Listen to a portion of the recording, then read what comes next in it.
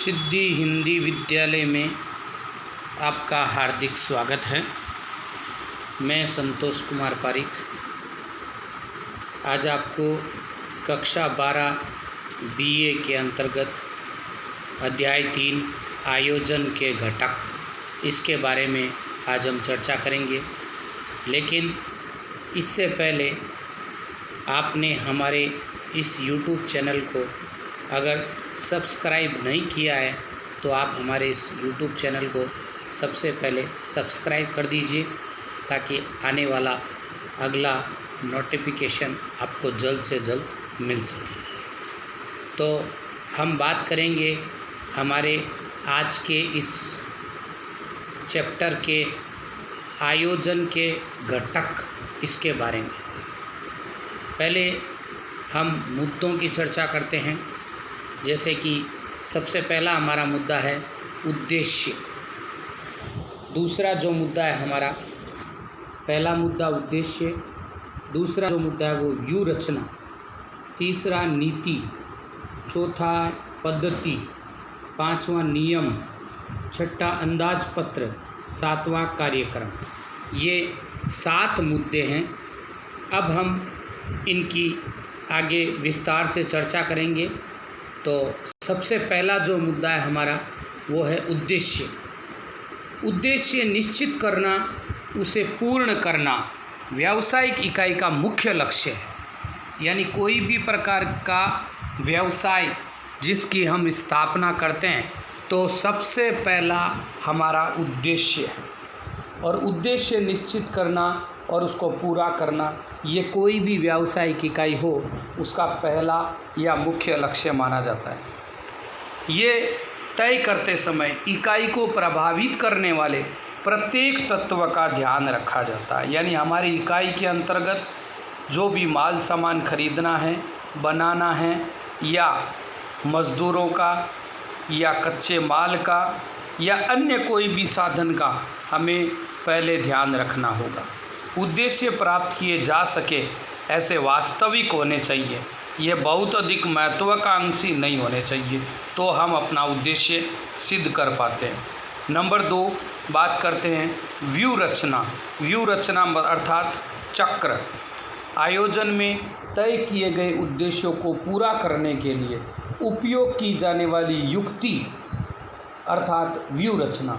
आयोजन में हम जो भी तय करते हैं और उस उद्देश्य को पूरा करने के लिए जो सामग्री काम में ली जाती है या जो उपाय हम उसमें करते हैं उसको व्यूह रचना कहा जाता है। इससे इकाई बाजार में स्पर्धियों के सामने यानी कॉम्पिटिटर प्रतियोगी जो है उनके सामने या प्रभावित करने वाले अन्य परिबलों के समक्ष टिकी रह सकती है।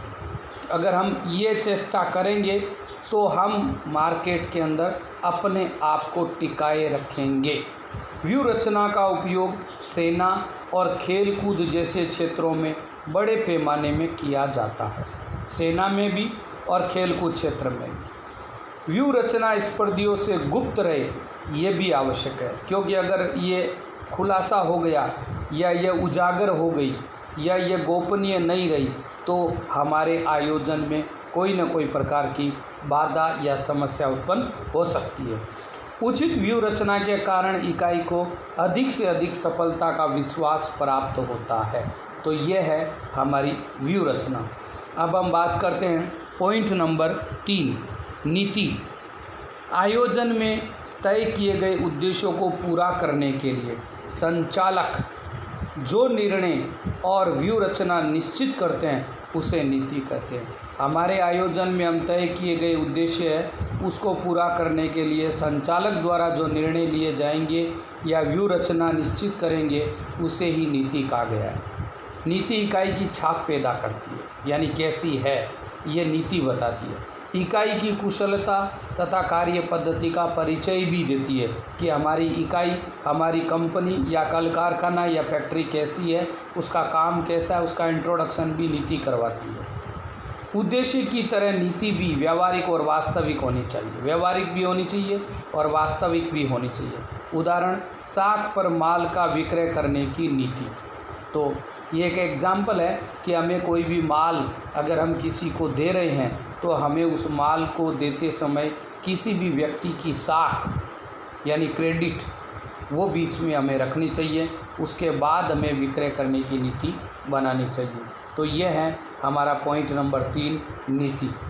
पॉइंट नंबर 4 जिसकी हम बात करते हैं पद्धति।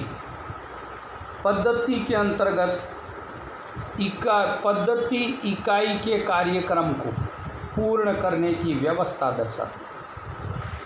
व्यू रचना इकाई के प्रतिस्पर्धियों के समक्ष टिके रहने की व्यवस्था दर्शाती है।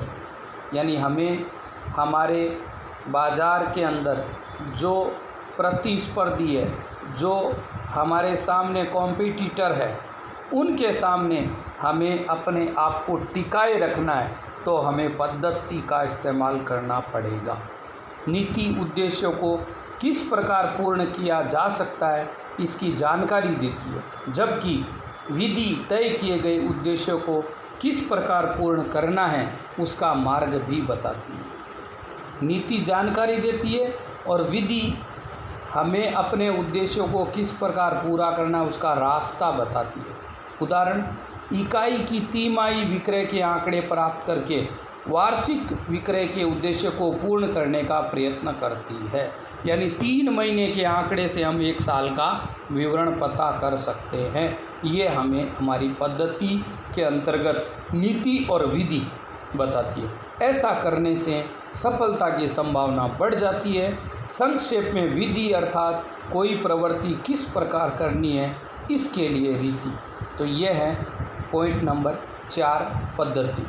अब हम बात करते हैं पॉइंट नंबर 5 नियम।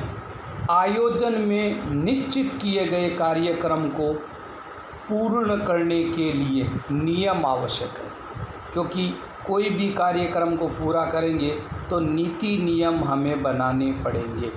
नियम विधि निश्चित करते हैं, स्पष्ट जानकारी देते हैं।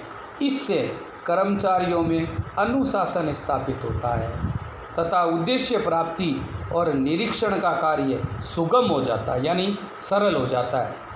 उदाहरण, कार्य के घंटों दौरान कर्मचारियों को मोबाइल का उपयोग नहीं करना, यानी इसके कारण हमारा जो कार्य है वो निरंतर गतिपूर्वक होगा, क्योंकि अगर हम इस दौरान मोबाइल अलाउ करेंगे तो हमारे कार्य में बाधा आएगी। तो ये एक नियम बनाना पड़ता है कि भाई हमें हमारी कंपनी में कार्य करने वाले कर्मचारियों को कामकाज के दौरान मोबाइल का उपयोग नहीं करना है। इकाई में धूम्रपान नहीं करना है ताकि वातावरण दूषित नहीं हो और किसी भी प्रकार का कोई भी हमारे कार्य में बाधा जो बने वो न हो और हमारा कार्य सफलतापूर्वक जल्द से जल्द अनुशासन के अंतर्गत पूरा हो। तो इसलिए हमें नीति नियम भी बनाने पड़ते हैं। अब हम बात करते हैं पॉइंट नंबर 6 अंदाजपत्र। अंदाजपत्र के दौरान इकाई के निर्धारित उद्देश्यों को पूर्ण करने के लिए अंकुश के माध्यम के रूप में अंदाजपत्र का उपयोग होता है। अंकुश लगाने के लिए उसका माध्यम बनाते हैं, उसके लिए हमें अंदाजपत्र बनाना पड़ता है। अब अलग अलग प्रकार के जो अंदाजपत्र है, जैसे पूंजी खर्च अंदाजपत्र है, उत्पादन अंदाजपत्र है, उत्पादन खर्च अंदाजपत्र है, विक्रय अंदाजपत्र है और नगद अंदाजपत्र है। ये सारे अंदाजपत्र हमें तैयार करने पड़ते हैं। अंदाजपत्र इकाई की प्रक्रिया पर नियंत्रण रखता है, कंट्रोल रखता है, क्योंकि अगर पूंजी खर्च अंदाजपत्र बनाएंगे तो पूंजी के बारे में पता चलेगा, उत्पादन अंदाजपत्र बनाएंगे तो प्रोडक्शन के बारे में पता चलेगा, उत्पादन खर्च अंदाजपत्र बनाएंगे तो बिक्री का पता चलेगा, विक्रय अंदाजपत्र बनाएंगे तो विक्रय के बारे में पता चलेगा और नगद अंदाजपत्र बनाएंगे तो कैश के बारे में हमें पता चलेगा। अंदाजपत्र कहने का मतलब इकाई की प्रक्रिया पर कंट्रोल करता है और संचालन कार्य दक्ष बनाता है। तो यह है हमारा पॉइंट नंबर 6 अंदाजपत्र। अब हम बात करते हैं पॉइंट नंबर 7। पॉइंट नंबर 7 है वो है हमारा कार्यक्रम। व्यवसाय इकाई द्वारा किए जाने वाले कार्यों को जो कर्म दिया जाता है उसे कार्यक्रम कहते हैं। व्यवसाय इकाई द्वारा जो काम है उसको हम कर्म देंगे, यानी 1 2 3 4 ये क्रम देंगे, उसे कार्यक्रम कहते हैं। यदि कार्य क्रमानुसार कार्य हो तो लक्ष्य प्राप्ति का प्रश्न पैदा नहीं होता है। यानी अगर हम एक के बाद एक कार्य को पूरा करते जाएंगे तो हमारा कार्य सुगमतापूर्ण पूरा होगा। ये एक प्रकार का कार्यक्रम है। संचालन का कार्य कार्यक्रम अनुसार हो रहा है या नहीं ये देखने का है तथा उनको निर्धारित मापदंडों के साथ तुलना करके उससे विचलन दिखाई दे तो सुधारात्मक उपाय भी किए जा सकते हैं। तो ये है हमारा कार्यक्रम। तो इस प्रकार हमने आज आयोजन के इन 7 घटकों के बारे में जानकारी प्राप्त की है। मैंने आपको पूर्ण विस्तार से इनके बारे में बताया। अब अगला वीडियो मैं आपके सामने लेकर के आऊँगा, क्योंकि आज हमारा अध्याय 3 यहीं पे समाप्त होता है। अब हम अगले वीडियो में इस अध्याय के प्रश्नोत्तरों के बारे में चर्चा करेंगे। प्रश्नोत्तर मैं आपको दूंगा और उसके जो आंसर है वो आपको पता करने हैं, ढूंढने हैं, क्योंकि मैंने सारी बातें आपको आयोजन के बारे में बता दी है। तो अगला वीडियो लेकर के मैं अति शीघ्र हाजिर होऊंगा। तब तक के लिए नमस्कार, जय हिंद, जय भारत।